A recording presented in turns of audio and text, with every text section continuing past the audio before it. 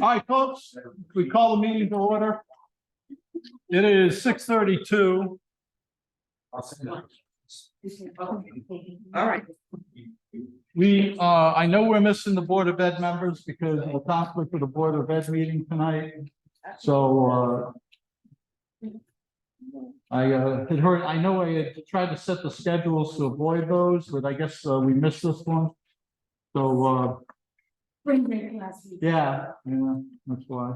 But we had gotten the, we had dealt with the other ones, and I had intentionally tried to, reschedule some of those meetings to avoid some of the conflict. But all right, so we got we got Stacy Gould, Greg Balassi, Sheila Hayes, Peter Gauthier, Bill Hall, Joe DeLucia, and myself here, present as voting members of the committee.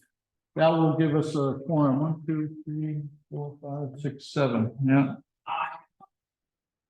So a quorum is present. And our illustrious corporation counsel is here. Just walked in. And good to see you, Mike. I hope.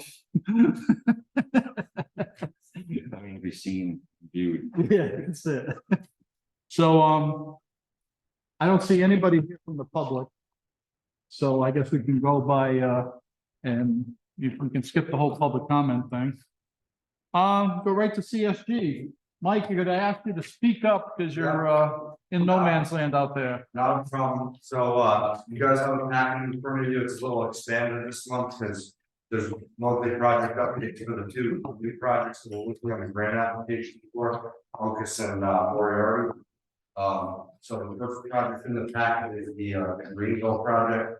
Project team is continuing working group meetings and meetings for security and technology taking place. We have a second meeting today on the actual technology. The first meeting last week was for security. The commissioning agent RFP has been advertised and all these questions have been answered.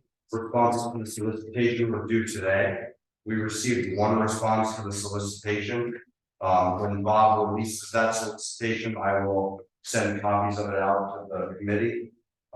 It was integrated engineering services that was the loan submission from what I could see. Mark, you got Cindy in there trying to get. Nope. The scheduled delivery date for design development drawings and moved to June 6th. This is just on the project completion date. All wetland documentation. Discussions with Norwich Public Utilities around the determined utility connection fees and routing for the project. We had provided them schematic drawings. They provided us back comments to the schematic drawings. There were some more comments that needed to be incorporated, and everyone was looking for that. I was just brought up to speed. There will be a meeting. Well, not just brought up to speed. I got an email from Rob earlier that there will be a meeting Friday at 2 p.m. to discuss all the utility connection fees. So I'll be attending that and we'll report back to everyone what is determined. Upcoming activities. We're still trying to work with district administration to analyze the building program to see if any differences can be found in the educational program. The window to try and do this is, I would say, closing rapidly. This has been a discussion item that's been on the list for a few weeks now, and I've sent out quite a few emails trying to get district administration engaged. At this point, it's going to be tough to make any adjustments to the building program if reductions can be made because the design is advancing, and trying to make changes at this point is going to become more and more increasingly difficult. We're still going to need to work on combining parcels to create one parcel project site at Greenville. We're continuing to work with MDU. Review and selection of the commissioning agent would be a lot easier than we're thinking. I need to speak to Bob Castro regarding the fact that we only got one response. And then within your packet, and it will be included within DRA's report, there are additional service requests for wetland mitigation, construction administration services, and additional geotech services that I'll let Jim and Greg go into. On the back page, an updated project budget is there from the last meeting and the invoices that were approved. So to date, we've spent $805,902.28. So you're gonna skip through a few pages to the next one, which is the standing project. Same, I'm not gonna repeat these ones. Folks, like we did most of the updates the same. All wetland documentation for the FEMA map and submitted to FEMA for reviewing. At this point, we're waiting for one signature from the zoning department. We're waiting for a gentleman to return from vacation. Being told that that'll be Wednesday, and then I'll follow up with him to get that information. Again, discussions then you are ongoing, and that Friday meeting should clear up a lot. On the page following the standing project, is an updated project budget for the standing school. To date, we've expended $860,643.23. That's as of last meeting. You skip again a few pages. There's a new project updated report within the package for the Monmouth Elementary School. At this time, you know, the end date is still TBD. The resolutions for a grant application were submitted at the city council meeting. I believe that is supposed to go in on 25th. Did those resolutions make it to council? Uncas passed last night. Okay, so I will get certified copies of those meeting minutes. Well, you gotta wait for the next meeting because it won't be, the minutes won't be approved for it. True, but I can get certified copies and then we wouldn't need both, but. Either or, You know what I mean, you know? yeah. And then, ESCGO 53 site analysis for school building project forms being in the process of being completed. I've pulled all the, FEMA mapping and Connecticut coastal hazards. It looks like fortunately that we're in a better situation with regards to flood impact, but again, I don't want to say that because this is only based on an app, it's online. CFG to schedule meetings with district administration to draft educational specifications for both projects, similar to what we did for Stanton and Greenville when we did those educational specifications. The effort should be a little easier this time because we have draft educational specifications created at this point. And CFG is working with our estimator to determine the value of the grant application estimates. And then if you look to the right, there's a critical path milestone schedule to the right. The grant application will be due June 31st. So all of the dates coincide with us having all the information in hand at least 5 days before that deadline, so we can get everything uploaded. And should we have any issues, be able to make adjustments as needed to ensure that the grant applications get approved. On the back page of the report, the same thing for Moriarty, with the exception of there were no resolutions needed at city council because that project had been previously approved with the first round of grant application resolutions for August and Standing, Greenville, and Moriarty. That's it? Yeah. All right, Mark, one question. hang on, I got one thing I gotta say is, looks like I neglected to put the minutes approval on there, so, I'm gonna skip the next, I'm gonna reorder the thing and ask for, a motion to approve the minutes from, March 19th and March 28th. You make that motion. From Stacy Gould, second by Sheila Hayes. But I have a question. Sure. Do we have to amend? Yeah, technically, I would say it'd be best to amend, to add the minutes from the 18th, from the 19th and the 28th. Stacy, is that all right? All right. Second, is that gonna be Sheila? Okay. All votes are by roll call and the meeting is being recorded. I think I forgot to mention this at the first, but I think we should all know that by now. So we'll do the one on Zoom. Cindy Beauregard is with us now on Zoom. Cindy, on the Yes. motion to add the resolution. Thank you. Yes. Joe DeLucia, Yes. Stacy Gould, Yes. Greg Velazzi. Yes. Sheila Hayes, Yes. Peter Gauthier. Yes. Bill Hall. Yes. Myself, yes. I think that's 9, 8. 8. With Cindy? Yeah, we were 7.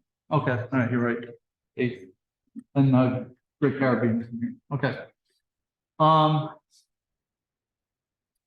So a motion to approve the minutes submitted on 3/19 and 3/28 Make that motion. by Stacy, second by Sheila. Discussion, additions, corrections to the minutes. Did you send anything in to you? I sent a bunch of comments in, she's already incorporated them. Okay, There was one thing. On the 28th, at the very end. Bob asked us to, amend. Discuss the need for an amendment to allow CSD to complete the grant application. He asked by Chairman Dempsey what the amendments contract if necessary. Did we have to do anything or did we? no, he's gonna, the motion we passed is adequate. He's got, it's just a matter of procedure. He's got to do this thing. You just didn't need. No, that's fine. I was thinking about that myself. Any other discussion on the minute? Hearing none, roll call. Cindy? I got on mute. Yes. Thank you. Joe? Yeah. Stacy? Yes. Greg? Yes. Sheila? Yes. Peter? Bill? Yes. Mark, yes. 8 to nothing. 8 to nothing. Here we go. Thank you. Now, let's go to DRA. Oh, one question, Mike, before we leave, just, Mike, do you have any concerns about the district administration's need to, as far as the building program? You had said you had, it Yeah. sounded like, you said last meeting that you needed to get everything. I have not gotten anything back from them to date. I know that, I believe they're in budget season. I've sent emails to Susan, Amber, everyone, and haven't, you know, been able to make contact and meet them, so, you know, to my point earlier, it's gonna be hard to make non-programmatic reductions to the square footage if they exist without any feedback from district administration, so, you know, once we're able to get into that meeting and have discussions regarding the program, it'll be helpful, and we're also gonna need to do the same type of meetings that we did for the educational specifications for Stanton and Greenville. It'll be a much easier lift this time because the educational specifications are drafted, but there's still going to need to be effort made to ensure that the new administration is in agreement with the program that was created by the old administration. All right. Can we send a letter or email? I'll call, I'll talk to Mike about it in the morning and we'll, I'll email and call Amber probably is the best plan and try to get the logjam moving. That's usually what it takes. So. Well, Amber was on last week. Was she? And she's probably catching up then. But yeah, because today was only Monday. But we gotta but that definitely needs to happen though. All right, DRA. Good evening. I guess before we share some updated information from the screen, Mike, did you want to cover these now? Yeah, you can go through. I figured it'd be best if you do. This is in Mike's packet. It's the third page in. It's the first of 3 professional services supplement requests that are coming forward. It is the most significant of the 3, and what this has to do with, we did initial geotechnical exploration at the site for Greenville. Found, not surprisingly, evidence of substantive amount of potential for ledge. And given the configuration of the building and us having to move up into the site as much as we are, it's recommended by SLR, who is our site civil landscape consultant, that we do additional geotechnical exploration to better understand the subsurface conditions. Are we talking about like for the, in order to support the, whether we need a wall or a wall height and all that stuff? Correct. So throughout the site, there's a number of circumstances that would involve this type of information. The example you just gave, if it's out within the site and we're carving down and cutting, it might be a wall condition, it might be open face ledge that's kind of laid back and left. It might be gravity blocks as an example, or some combination of them. Right now, and that's what has been carried in the SD estimate. It's an educated guess based on our consultant engineer observation at the site and input from both cost estimators. So what this would seek to do is enhance that information such that we could know better where might we expect to be able to utilize what's there, where we definitely see that we may have to provide wall condition. Typically, this type of work is done with borings, and you might set out and do 30 to 40 borings across a site, something like that. Given the nature of the site, the topography, and kind of the extensive nature of it, the recommendation by SLR is that we will use some borings. However, they are using what's called seismic refraction technology. So what they will do is set seismic readers at an interval all along an anticipated cut line. They'll set a charge at one end, and basically it's that seismic reading across that will help them understand the profile of the ledge subsurface. I will tell you, I've attended so many meetings, I haven't. Keep on straight.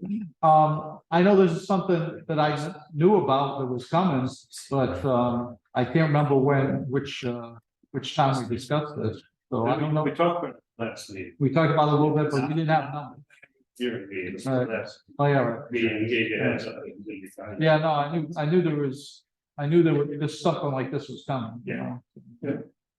I wasn't sure when. The best description of the proposed scope is within the SLR backup within this, and page 2 of their backup, which that's what it looks like is the scope of service. I think the question was always, are we gonna be able to get what we need with the soundings versus doing the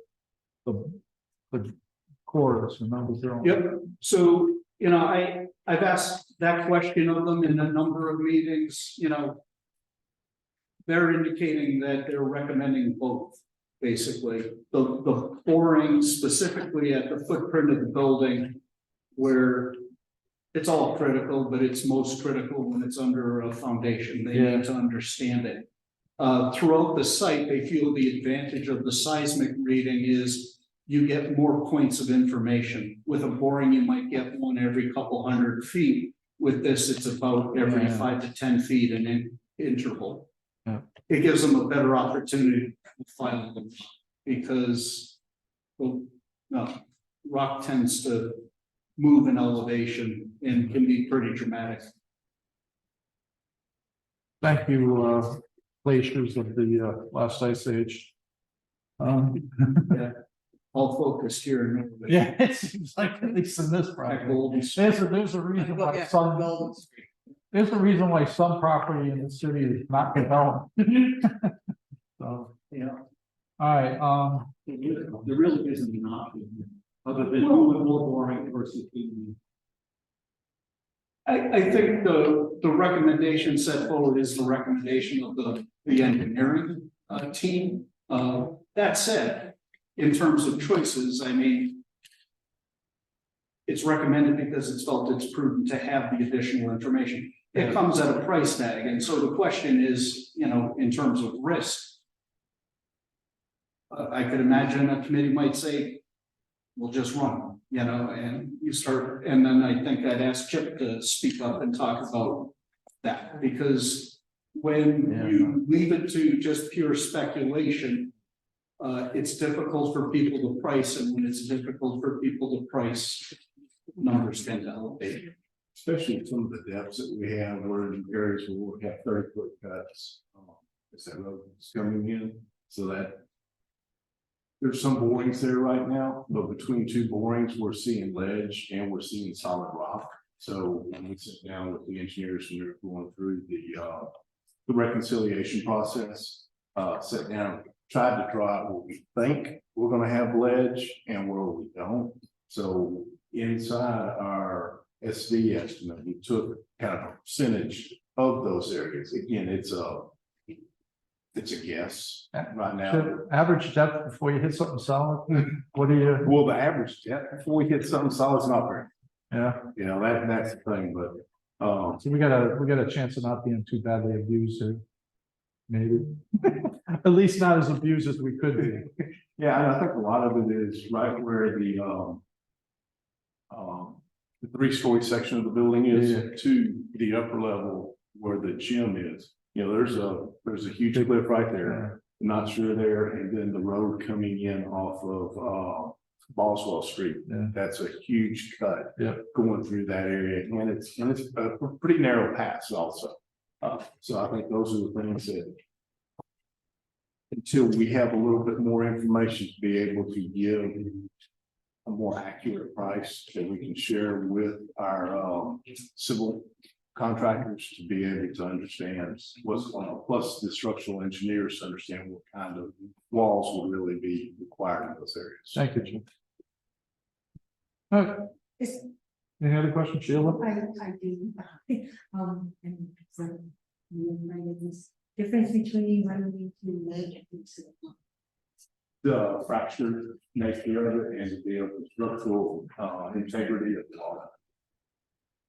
And one more thing, Ledge is more fragile. Yes, okay, So so I did more fragile than the sun. correct. You take the risk of it, you know, falling off the time, Jim, with we saw kids around the area. Once it's exposed, it's subjected to weathering. So. Even I know that much. I said I admit what I. No, I don't mean you. I don't mean that derogatory. I just meant that I'm just that less stupid, you know.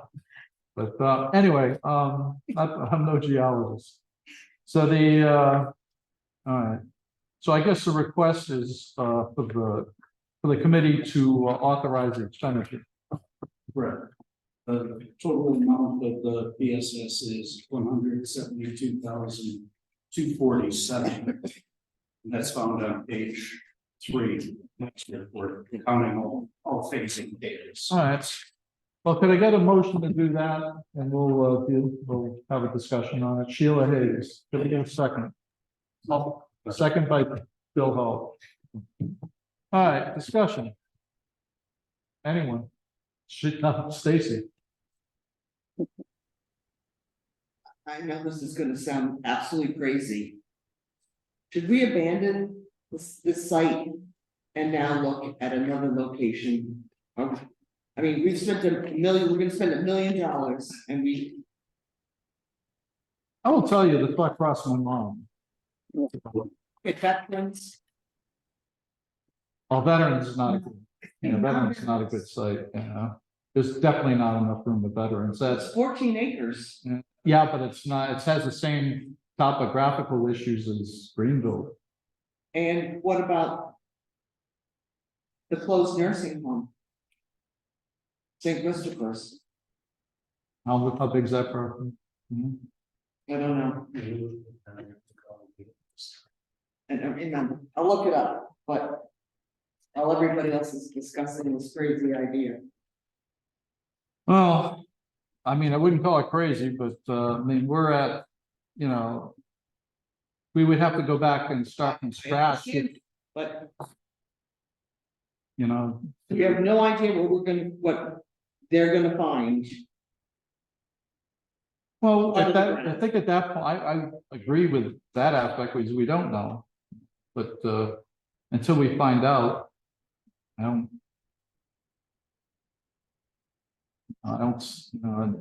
right now, we'd be talking about abandoning the project and going back the entire project and going back to square one. If I can make a statement, we do know a certain amount about what's underground, and that's been priced into the numbers that are within the project. Again, educated, assumption, and that's by engineers and contractors and estimators. But there's a certain amount of this understanding of what the exposure is baked into the project as it's already formulated. Yeah, and I just want to throw out there too, when we went through, we tried to, it's not the best case that we priced into our SD estimate, but yet it's not the worst case either. It's a fairly educated guess that we, you know, really discussed and spent almost a whole day discussing that. You know, with that being said, I don't know if this is the actual worst case, but we were able to save about $2 million out of the project, maybe a little more than that, when we were able to reduce some of the concrete walls that we originally anticipated going in those areas. So as a cost savings is where we went to try and get that better understanding, if we could utilize different wall types or no wall at all. You know, we don't know the depth of where some of the ledge rock, you know, starts and stops. So I think there's some different areas that we can look at. You know, but there is a, you know, $2 million plus, you know, elephant out there that we don't know about. How long before you use it? 12 weeks. St. Christopher's is 10 acres. 10 acres? I don't know, what's the It's what? 10 acres for the lot? What's the topography like though? Do we know? It might as well be 100 acres because it's not. Yeah, And How do we know that? well, I pay attention to a lot of the listings, and I have not seen that property list. Well, we bought it 2 years ago and they're doing 0 with it. And we say that about a lot of properties in the city of Norwich. Right? But as Corporation Council would remind us that we've had this conversation before, that this kind of seismic change, no pun intended, would mean we would have to go all the way back to the whole brand next spanking new referendum on the entire project for the full amount. If we were to change, look, if we were to Greenville anywhere else than the Greenville site. and there was another thing too, I mean, we wanted Greenville because of the actual location regarding the urban center. Well, I was all for it. Yeah, I I know. was the biggest proponent of putting it back in Greenville. But, you know, this is gonna be a $22 million so that we can build a school. Not, well, it's less than that right now, but it's still a lot, obviously, but it's a big number. So, all right, but I just, you know, I can't see at this stage going back to square one based on, you know, what I'm hearing, so. But obviously, this is something we're gonna have to keep an eye on. So it's incumbent upon us if at some point we may need to consider that. I don't think we're at that stage yet. So. Anyone else? How long will it take to get this done and get it built? Sorry. It's at 12 weeks. 12 weeks. Anyone else on the issue, on the motion? But is it worth exploring these other options that just like discussion sake, not necessarily here at this time? that exploration is going to have a dollar value attached to it. But we're talking tens of thousands, right, versus millions? Roughly? Here, there's tens of thousands, what we're talking about, to get the information. Yeah, But to just pick a site anywhere in the city of Norwich, right? And explore deep enough to have the level of knowledge that we have of the Greenville site. Okay, it is not going to be tens of thousands of dollars, it's going to be hundreds of thousands. Just to get to the same education level of, just site education level that we are right now in Greenville. Greenville, we know this much. Every other site is in the city of Norwich is tied for labs. So it could be $1 million just to get us to where we are now with Greenville. I understand, I'm not disputing that, I'm just saying, for us to do have some investigations on relative, to what might the alternative be? Well, you're gonna have to buy the property too, Yeah, and that's not gonna be. wouldn't be easy, seeing as we're sitting here talking about it, which we shouldn't be doing, I will tell you right now. Yeah, I think you could probably find a lot of answers to what's being asked. Spent a lot of time in that website, Yeah. trying to find the site.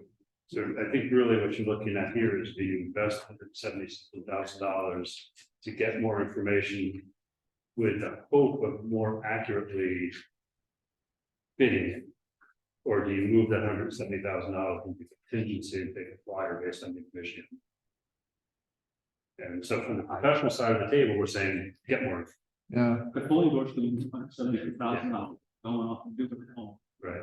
Well, I'm saying, we're trying to support something here is for us to go spend tens of thousands versus something that's running somewhere in the neighborhood of $20 million over budget. Just the one thing I will say is that the additional cost that's needed for this wouldn't be a cost that we would be able to add to contingency.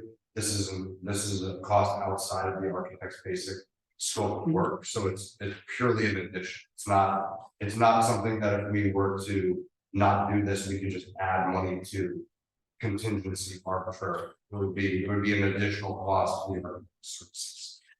And I don't want to speak to bond counsel, but I would imagine, based on the conversations that I've been privy to, that just the exploration alone would not fall under what the voters approved under referendum. So we would have to actually ask the city council and the city manager for money to perform this exploration. It couldn't come out of the bond for the school project. I'm saying, I'm not, with no expertise, I'm saying that would be my guess. There is an owner's contingency that's built into the projects that we could tap into to pay for these services. It's approximately 5% of the total grant amount, so there is, if you go to the budget. Yeah. page, but I think when we get to reconcile the project, I think that's the point that we're gonna start worrying about. We're gonna worry about the contingency money, but let's face it, I mean, if the money's there, it might be being used for something else, so we could assign it to that now. But at the end of the game, whatever's there is what what the city keeps, so I don't think that's necessarily, the way to look at it right this second. But like I said, how much is a contingency for you guys? No, right now we have 10%. 10%, okay. And So, yeah, so there's a significant amount of money that's gonna kind of depend on, accurate information and building of this project, so. And right now, those are the numbers, we're kind of dealing with, so, and they priced it out. I mean, this 172 obviously isn't in there, but they made their best guess as far as including that in, what they anticipate is gonna happen. At least that's my understanding from hearing what we've been talking about here, going forward. So I'm gonna support this, but obviously, we have to pay attention to what's gonna happen. Is there some money on the table? Down the road is, any construction project, you're gonna have contingency, all right? In our case, the owners has a 5% contingency, I think we're talking about. The construction manager is at risk, so they have a separate contingency. I know, for instance, I'll tell you at the Kelly project, the only thing we went into the contingency on the for the CM part was on a lawsuit, regarding a change order and stuff. So that was, we spent some money on that. But other than that, and the owners, I think we did quite a bit into the owners contingency, as I recall. But because we didn't have any, there were some, Athena made some mathematical errors and on it, so I don't have to tell you more, right? So we had some issues at the end, so, but the project got done and done pretty well, I think. So even though, we made some decisions with value engineering and stuff as we went along, so like we're gonna be doing now. So I don't know. Anyone else got anything else to say? Let's move to questions. Well, I do want to give everybody a chance. If anyone else has anything to say.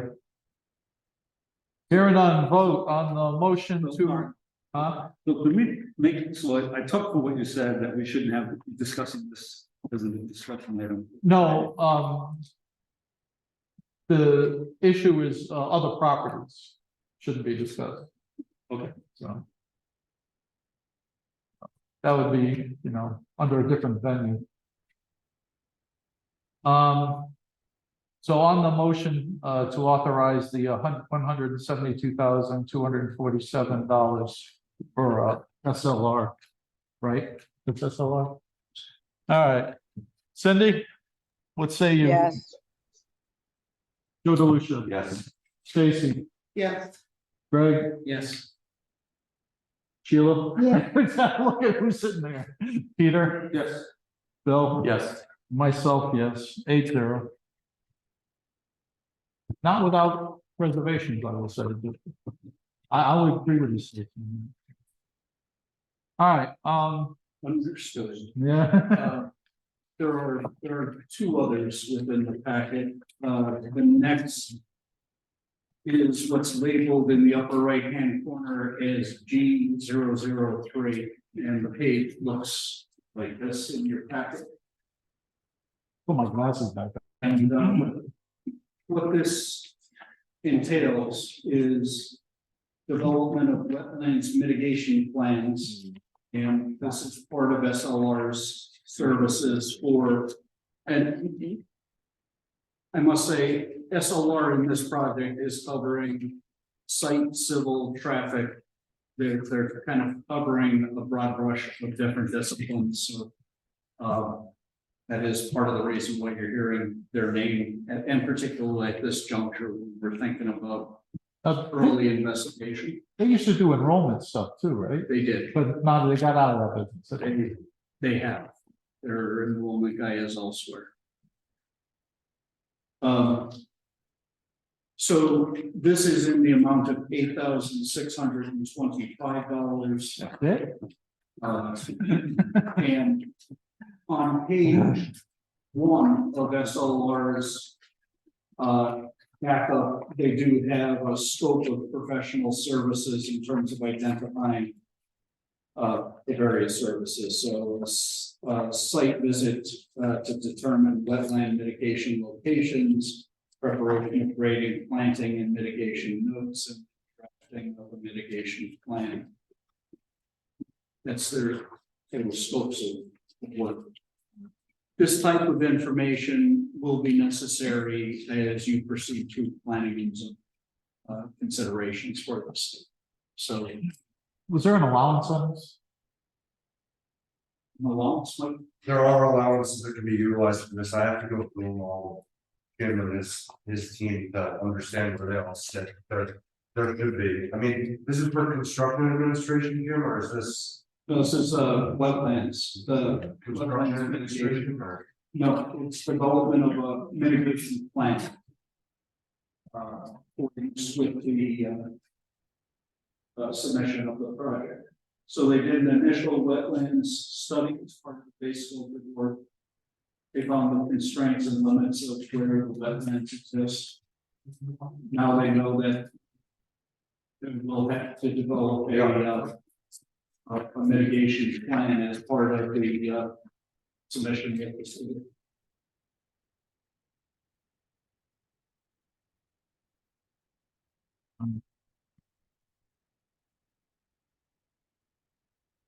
All right, And I'm sorry, I misread that. It's 8,625. so can I get a motion to authorize Make a motion. Stacy Gould, second, Sheila? Any discussion? It's all I'm excited about. What a deal, what a deal. What a deal. That's it. Couple thousand here, couple thousand there, pretty soon I have to. Something I could actually write a check for. It hasn't added up yet. All right, good enough, any other discussion, huh? Somebody else? There's There's a red dot on chat, Oh. someone typed in. Okay. Let's see.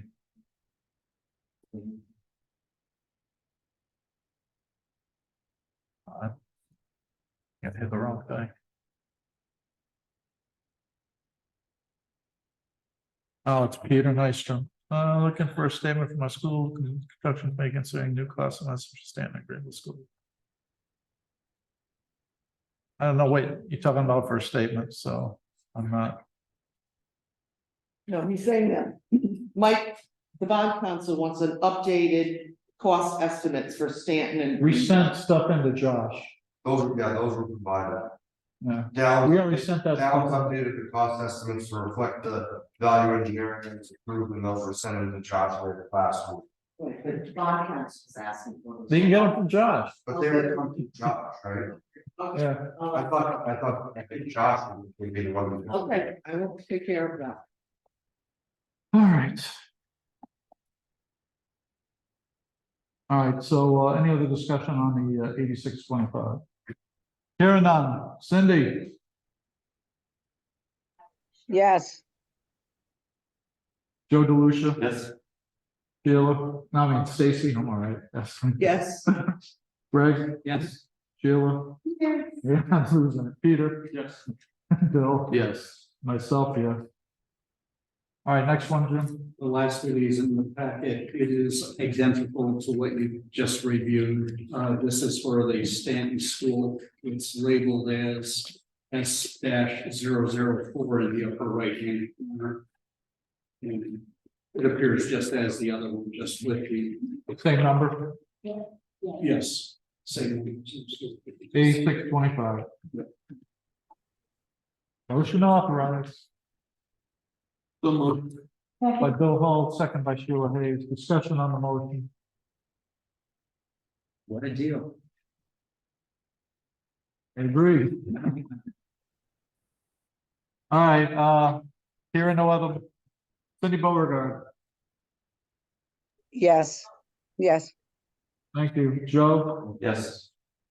Stacy, I got it right this time. Thank you. Greg, Yes. Sheila, Yes. Peter, Yes. Bill, and myself, yes. 8:30.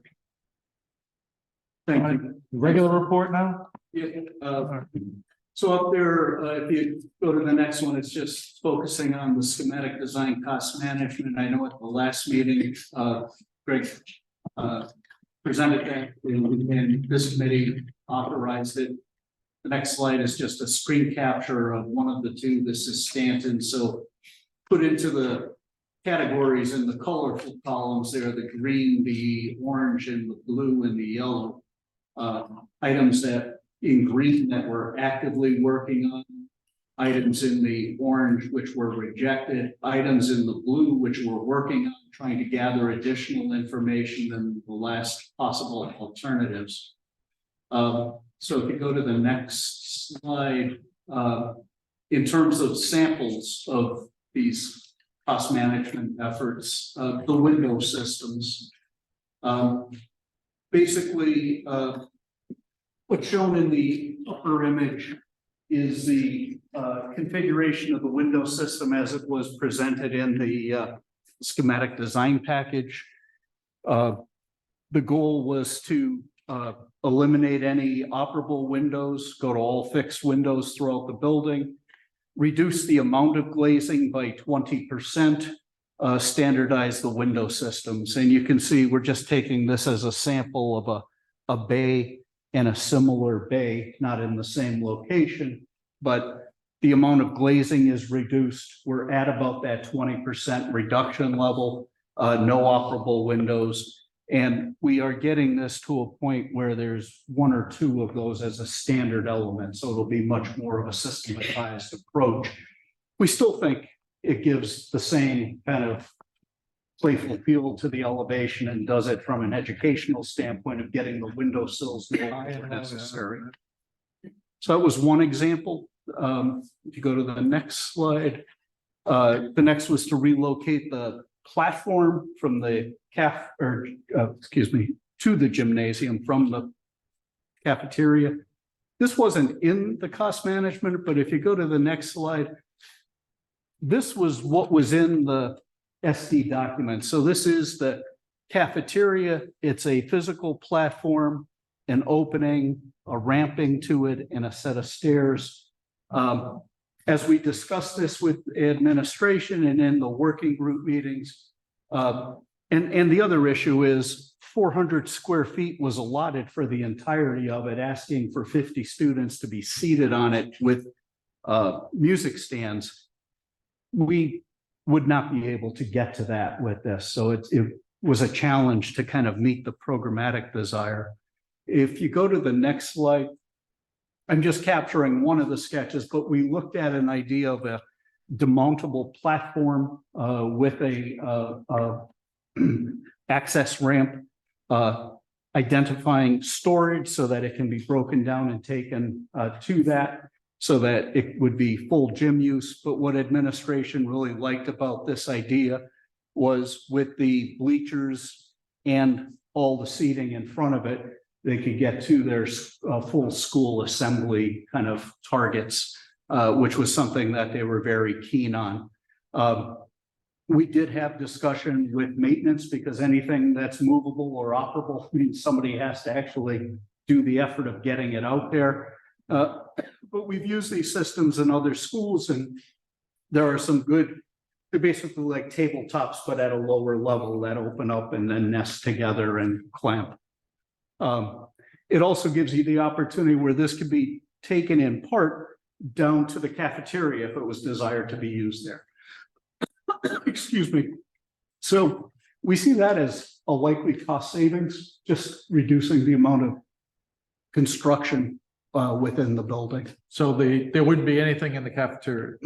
So No. so are you cutting that space out, or are you giving them more seating space? We're trying to look at two things. One, the kitchen program statement and it was at a size that was given previously. As we went through the programming exercise, it's a pretty robust program. So what we're finding is we weren't going to fit everything in there. So it's a combination of some additional seating area, some of that, and we're also trying to pull back the walls of the building because that was one of the other targets, was to reduce square feet. So it's kind of a combination of all three. Okay. Makes And sense. if you go to the last example of, replace the terracotta panel system that we had spoken of and demonstrated to an all brick system. And both cost estimators indicated that the brick system would be a less costly approach, which quite honestly surprised me, but we heard it from two and it was a pretty consistent statement. So we can go to an all brick, all masonry solution and save money. So this image was that idea of the vertical slats from here to here, the horizontal slats of the terracotta system in a bank from there to there. And what we're trying to do, it won't let me grab them out of the way. Yeah, I can. That's okay. We're going to use basically a blended field kind of in It's not a yellow, it's more of a beige. It's more of a grade beige. But one that has kind of multi-tones in it. Use that for what was represented as the horizontals. And in the verticals, do a stack bond in just the brightest of the colors there. So it would have a little bit of color punch and it'll have a different texture as it did with the horizontal slat. If you go to the next slide, it gives you a sense here of that utilization. So this is the all brick base. We did turn a soldier course to kind of differentiate between the two. And then in the upper, this would be that blended, yes, sir. That would be the blended panel. And in this zone, the stack bond of the single color, single bond stack color there. Trying to achieve kind of a similar kind of elevation, utilizing similar, or not material necessarily, but color. Super. And to the next slide, the last item, an adjustment that we'd like to draw to your attention at the Stanton site. So this was parent drop off as it was described in our SD package. The distance from this drop edge to, we have a canopy that's out in front of the main entrances, was 117 feet to get to that.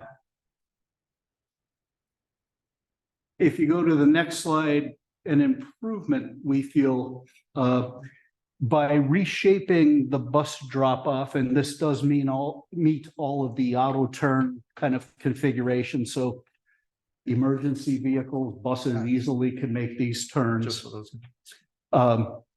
We are able to draw in this drop off tighter. So 35 feet closer, we get it into 85 feet to the edge of canopy as compared to 117. That was a sketch that came from our site engineer a couple of weeks ago, just as I've been thinking about this, it's been bothering me. And we talked it through and I thought it was a good idea that we'd like to bring forward and that's what design development's for, is to continually improve the project. We think this will be an improvement to the project and sounds like it. So is it something we need to actually, it's not something we need to actually vote on. I just want the committee to be aware of it. So it makes that's what I thought. So no, I think it makes sense. Yeah. Okay. Beautiful. I think that's what we have to share this evening. Just one question on the Yes, sir. drop off. I thought we changed it to 30 feet versus 35. You are right. In terms of the value engineering, you're looking at this travel length and we said we can skinny it up and save some. That is on the list. This was drawn prior to our it was drawn in sketch prior to that, so they haven't As long reflected. as the radii are the same, it shouldn't be a problem. Yeah, you might still see 35 in that bus drop off just for Yeah. the radio buses. But we'll find out. 'Cause All right. typically, it's your largest piece of fire apparatus, but if you're an articulated truck. That's obviously what I was thinking of. So especially with Greenville, so I thought that we're looking at Stanton here, but that's, I know we're bringing a tower into Greenville, Okay, That's good. what I have. Sounds like a plan. And thank you for the question. We'll make sure we get. We got good questions. Jim, if you want your, What's wrong? they did a lot of, paper footballs. You did that with dice. No. Although they used to make paper dice and when they get their hands on Mac, I'm talking about jail now. They can do that, so. Oh, no, so. Hang on, let me stop my share. Downs, Yes. got much to talk about? No, I wish we had a nice fancy presentation. Oh, no, I don't think at this stage that's. We have completed the SD estimate and reconciliation and again presented all the value management ideas, which DRA is now putting forth in the drawings. We go forward with be staying in touch with them, helping out with any additional ideas that we can come up with during the meantime, and here to help in any fashion we can. All right. So I gotta look at the agenda again. I think we're down to invoices now. God bless America. All right, invoices. I'm gonna put my glasses back on again. Hang on. Kind of important to get the money right. So anyway. CSGs, same as last month. For Greenville, number 13, $10,680.02. May I get a motion to approve, please? By Sheila Hayes, second by Stacy Gould. Any discussion? Hearing none. Cindy, yes, Joe, Yes. Stacy, Yes. Greg, Yeah. Sheila, yes, Peter, Yes. Bill, Yes. and myself, yes. Stamp number 13, $10,555.46. Can I get a motion, please? By Make Stacy, second by Sheila. Any discussion on the motion? Hearing none. Cindy, yes, Joe, Yes. Stacy, Yes. Greg, Yes. Sheila, yes, Peter. Yes. Bill, Yes. and myself, yes, 8-0. Let's see, DRA, Greenville, number 6.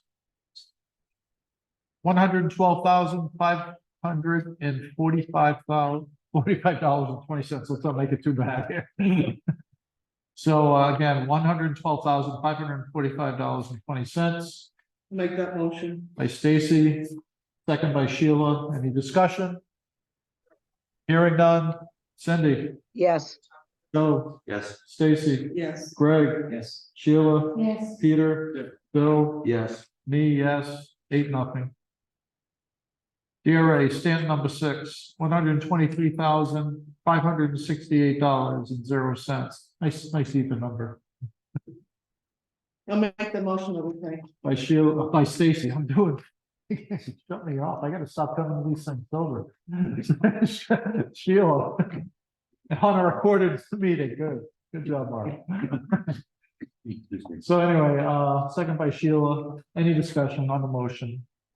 Hearing none. Cindy, yes, Joe, Yes. Stacy, Yes. Greg, Yes. Sheila, yes, Peter, Bill, Yes. myself, yes, 8-0. Downs Construction. Greenville, number 2. $77,115.05. That's a tough one today. Gee, you're doing good. For now. By Sheila, second, I'll second. Yes. second by Bill Hull. Any discussion on balance? Hearing none. Cindy, yes, Joe, Yes. Stacy, Yes. Greg, Yes. Sheila, yes, Peter, Yes. Bill, Yes. myself, yes. Stand number 2. For down, $7,115.05. Make the motion to pay. By Stacy Gould, second by Sheila Hayes. Any discussion? Hearing none. Cindy, yes, Joe, Yes. Stacy, Yes. Greg, Yes. Sheila, yes, Peter. Yes. Bill, Yes. myself, yes. 8-0. Anything else to be brought before the committee? I think we've covered a lot of ground tonight. At this time. I will say, That's all. They're included because of. yeah, some of those are included in that. So I didn't put that note in there because normally I put the notes on. On there saying it's included in the and whatever, because we have the other stuff that I knew was gonna come off. When I approved the TRA. Yes. Yeah, those other SLS. So those are all included. Some of those are all, yes. And so, so I think, I think that's about it. Anyone else got anything to bring up before we do the home thing? Whatever, before we adjourn. Before we adjourn. All right, motion to adjourn would be in order. Motion to adjourn. By Stacy Gould, did I get a second? By Sheila Hayes. Cindy, on the motion. to Yes. adjourn. Joe, Yes. Stacy, Yes. Greg, Yes. Sheila, yes. Peter, Yes. Bill. Yes. Myself, yes, 8-0 on motion to adjourn. at. What is it? 7:31, not bad, guys, not bad.